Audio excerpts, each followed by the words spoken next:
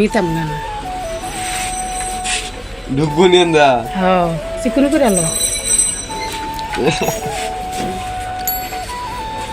আসিবে সঞ্চয় ভবিষ্যৎ সঞ্চয় এক মাসে সঞ্চয় ভবিষ্যৎ সঞ্চয় না এক মাস কথা আছে না, ইচ্ছা থাকলে উপায় হয়।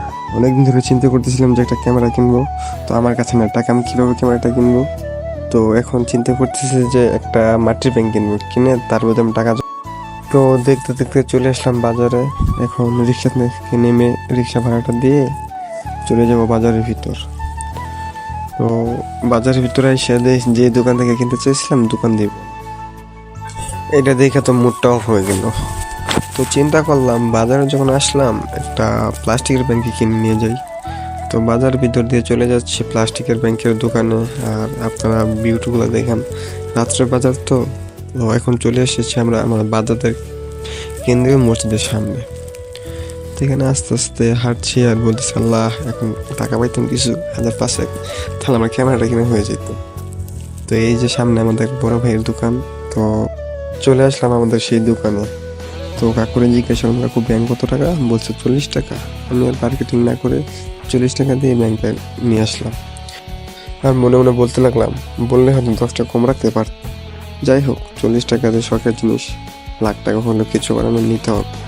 তো আমি বলে দিচ্ছে আবার বাজার থেকে আসার সময় মালটা নিয়ে আসতে। তো চলে গেলাম মালটা দাম জিজ্ঞাসা করে আমার মাথায় হাত, 300 টাকা কেজি।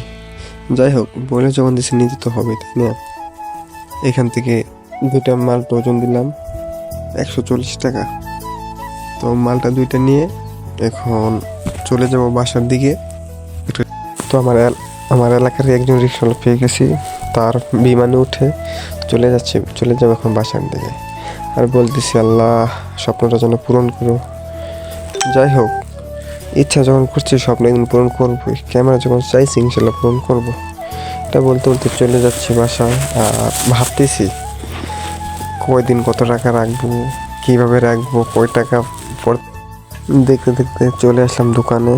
তো দোকানে এসে দেখে আম্মু দাঁড়িয়ে রয়েছে দোকানের সামনে, বাসা থেকে আসছিল আম্মু। তো আম্মু দেখে বলতেছে, এটা আনছো সেটা আনছো? আমি বলছি হ্যাঁ এটা আনছি। পরে বলতেছে ফালাবি কিন্তু বের করবি না। আমি বলছি হ্যাঁ ঠিক আছে, সমস্যা নেই, ফালাবো কিন্তু বের করবো না। তারপর রিক্সাওয়ালাকে ভাড়াটা দিয়ে তারা পাঠিয়ে দিয়েছি। আর আম্মুরে বলতেছি, আমার সব টাকা শেষ, যা টাকা জমা ছিল সব শেষ। আর আম্মু বলতেছে, যাক তুই জমাইতে পারবি, এই টাকা দিয়ে তোর বিয়ে করাম। হ্যাঁ, আমি একটা মুচকি হাসি দিয়ে এখানে চলে এসে ব্যাংক ওইটার মধ্যে আমরা টাকা ফেলাবো। বিসমিল্লাহ বলে টাকাটা ফেলে দিলাম ভিতরে। আর বলতে লাগলাম, আল্লাহ এটা তুমি কালকে সকালে পুরোটা ভরে দিও। আর আম্মু হাসতেছে ওই দিক দিয়ে। আর আম্মুরে দিয়েছি ভিডিও করতে।